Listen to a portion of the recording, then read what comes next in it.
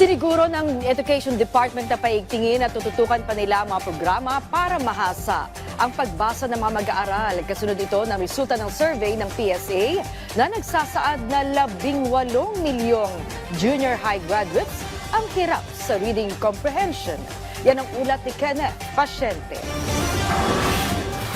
Patuloy na tinutugunan ng Department of Education o DepEd ang hamon sa reading comprehension ng mga mag-aaral sa bansa. Kasunod yan ang sinabi ng Philippine Statistics Authority sa Senate Basic Education Committee hearing na halos 18 milyong junior na high school graduates ang hirap sa pag-intindi sa kung ano ang kanilang binabasa.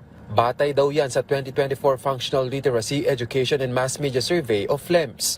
Ayon sa DepEd, batid nila ang hamong ito at ipinatutupad nila ang mga kinakailangang reforma sa edukasyon para matiyak na walang estudyante ang mapag-iiwanan, lalo na sa pagbasa at pag-unawa.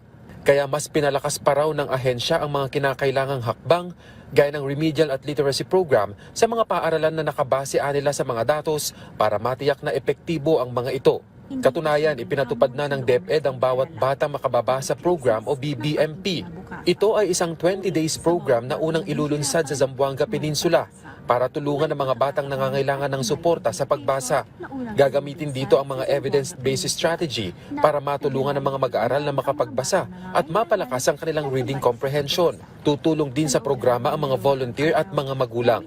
Giit pa ng DepEd na atasan na ang mga guro na pag-igtingin pa ang kanilang teaching at assessment method.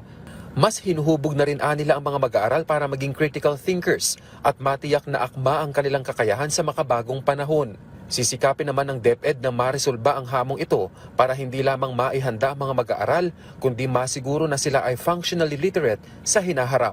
Kenneth Pasyente para sa Pambansang TV sa Bagong Pilipinas.